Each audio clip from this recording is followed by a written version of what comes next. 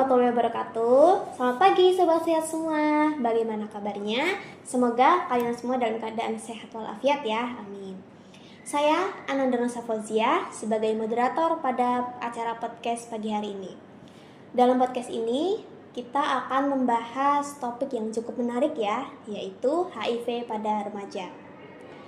Pada podcast ini jujur saya antusias sih untuk membahasnya, karena topik ini menurut saya penting, karena ini adalah hal yang cukup serius ya. Dan dengar-dengar HIV ini nggak ada obatnya loh sobat sehat. Nah, kalian penasaran kan gimana lanjutannya? Maka dari itu dengarkan sampai akhir ya, agar setelah mendengarkan podcast ini sobat sehat semua bisa lebih mengenal dan mengetahui secara lebih rinci mengenai HIV. Nah, hari ini kita kedatangan dua narasumber yang akan membahas tentang topik HIV pada remaja. Di sebelah saya sudah ada dua narasumber. Langsung saja kita perkenalan diri terlebih dahulu. Silahkan Mbak. Halo semua, perkenalkan saya dengan Halim Fathan, mahasiswi S1 Kebidanan di Universitas Aisyah Yogyakarta semester 5. Halo semua, kenalin aku Istiqomah dari S1 Kebidanan Universitas Aisyah Yogyakarta semester 5. Terima kasih untuk Mbak Halim dan Mbak Isti telah bergabung bersama podcast kami, podcast kesehatan. Jadi Mbak, di sini kita akan membahas topik yang cukup menarik ya, yaitu HIV pada remaja. Nah, setelah saya riset di internet nih, jumlah kasus HIV ini terus meningkat hingga bulan September tahun 2023. Kemenkes sendiri itu sudah memprediksi bahwa jumlah kasus HIV di Indonesia itu bisa mencapai 500.000 lebih. Nah, yang mana remaja ini telah menyumbangkan 50% lebih kasus baru HIV di Indonesia. Lalu, apa sih Mbak HIV itu sebenarnya? Apakah HIV itu penyakit yang cukup serius atau yang berbahaya? Atau HIV itu penyakit biasa yang pada umumnya? Boleh bantu dijelaskan? Oke, dari Mbak Isti atau saya dulu ini? Mbak Halim dulu aja. Oke, terima kasih Mbak Isti, terima kasih juga Mbak Nosa.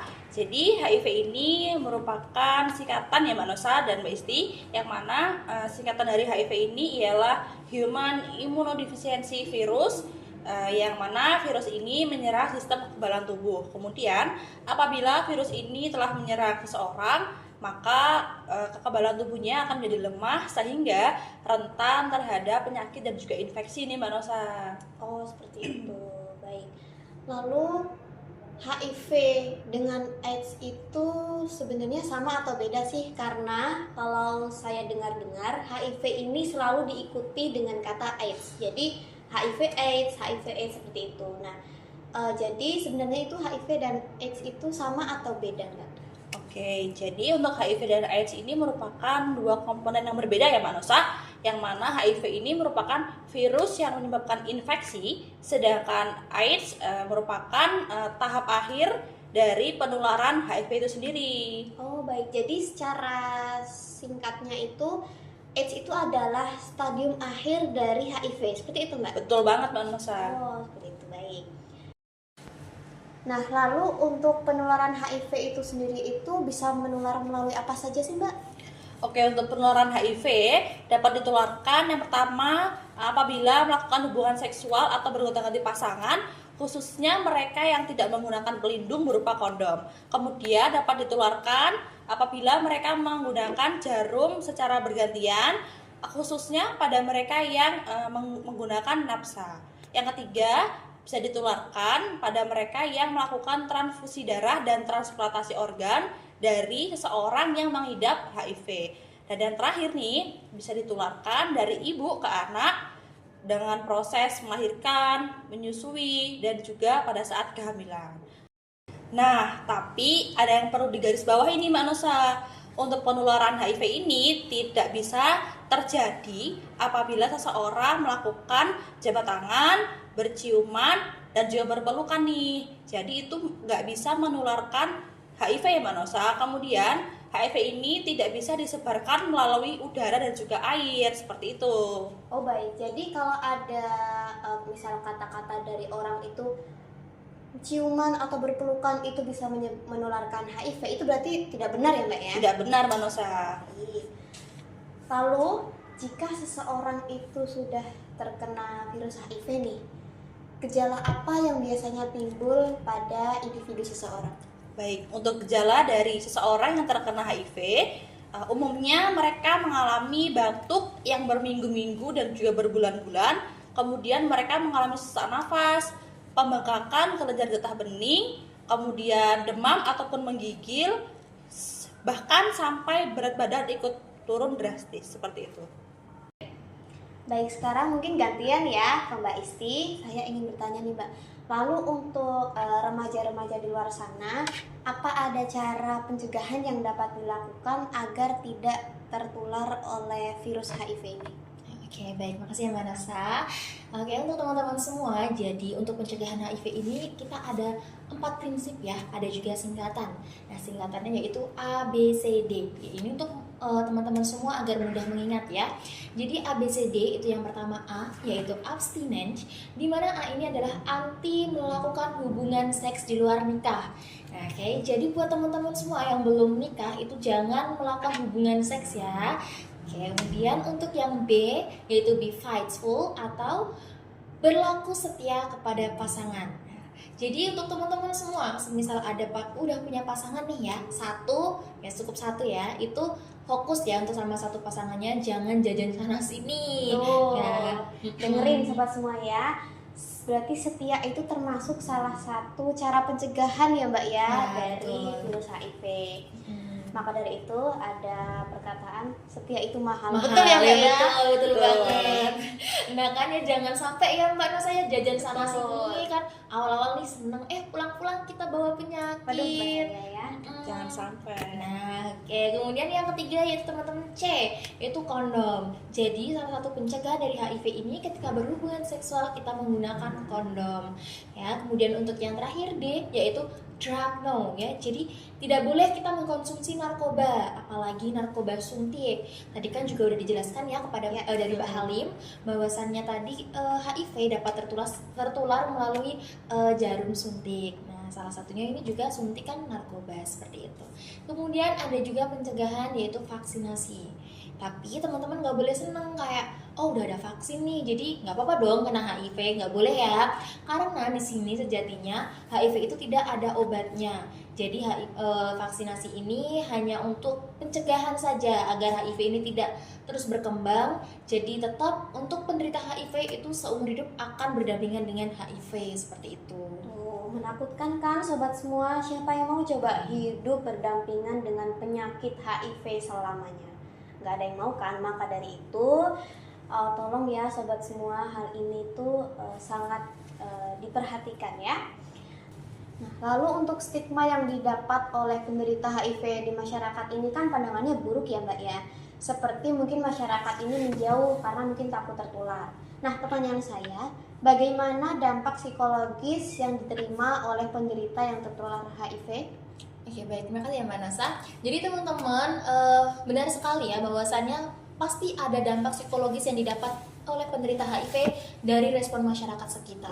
Apalagi kita kan tinggal di Indonesia ya, di mana masyarakat Indonesia itu tuh kebanyakan mayoritas dari mereka menganggap bahwasannya jika mendengar kata HIV nih, satu orang penderita HIV berarti wah orang ini pasti suka gonta-ganti pasangan nih, ya kan, suka jajan sana sini. Padahal seperti yang kita ketahui itu tidak benar dan juga mereka takut tertular, padahal juga penularannya tidak seperti itu. Nah, jadi untuk dampak psikologis yang didapat nih penderita HIV dari berbagai diskriminasi dari masyarakat itu mempengaruhi semangat hidup mereka. Karena untuk penderita HIV sendiri ini sangatlah lemah ya, baik dari imun juga dari psikologis, karena hubungan interpersonal juga sangat buruk kepada masyarakat, kemudian juga dapat menyebabkan depresi. Dan penderita HIV itu juga kesulitannya dalam menangani stigma masyarakat terhadap dirinya karena mereka itu terbatas dalam mendapat dukungan dari masyarakat sekitar. Seperti itu Mbak Nasa. Baik. Lalu untuk permasalahan psikologis tadi nih Mbak, apakah ada solusi yang tersedia bagi penderita HIV? Oke, ya jadi memang di Indonesia sendiri pemerintah alhamdulillahnya sudah aware terhadap penderita HIV, di mana pemerintah juga menyediakan lembaga-lembaga ya untuk wadah bagi khusus penderita HIV. Ya sebenarnya bukan dari pemerintah, non pemerintah juga sudah sangat banyak untuk wadah-wadah bagi penderita HIV. Nah, di mana lembaga ini mereka bertujuan untuk merangkul ya para penderita HIV agar tetap memiliki semangat hidup, bangkit dan juga berjuang dalam melewati fase-fase mereka saat ini ya, seperti itu. Di Indonesia sendiri ya Mbak, sudah banyak sekali lembaga-lembaga yang ada yang merangkul bagi penderita HIV. Salah satunya seperti Spiritia, di sini merupakan lembaga non pemerintah yang sudah berdiri sejak 1995. Kemudian juga ada Yayasan Peduli Anak dengan HIV, di mana yayasan ini khusus merangkul dan juga mewadahi anak-anak dengan penderita HIV. Seperti itu. Oke, baik. Lalu untuk peran bidan yang dapat dilakukan bagi penderita HIV itu bagaimana interpretasinya? Bagaimana sih? Jadi untuk peran bidan sendiri ya sebenarnya ini cukup banyak dan juga sudah cukup untuk dilakukan yang menurut saya salah satunya seperti pemberian vaksin HPV atau Human Papilloma Virus, di mana vaksin ini dapat dilakukan atau diberikan dari anak usia 9 tahun hingga dewasa. Kemudian selain pemberian imunisasi, bidan juga dapat memberikan konseling bagi remaja mengenai bahayanya HIV, kemudian juga faktor-faktor yang mempengaruhi HIV dan lain sebagainya, seperti itu. Baik, terima kasih untuk Mbak Isti informasinya. Aduh, sayangnya kita sudah kehabisan waktu ya pada podcast kali ini. Waktunya sudah habis. Terima kasih sekali lagi saya ucapkan untuk Mbak Isti dan Mbak Halim untuk kedua narasumber kita yang hebat ini atas ketersediaannya mengisi informasi atau materi terkait HIV pada remaja. Tema yang sangat menarik dan menyenangkan ya teman-teman. Oke, baik, sebelum saya tutup, saya sudah mencatat sedikit ringkasan dari podcast pada pagi hari ini. Mari kita bersama-sama meningkatkan kesadaran dan pengetahuan tentang HIV/AIDS. Setiap individu itu memiliki peran penting dalam menciptakan masyarakat yang lebih sehat dan lebih inklusif.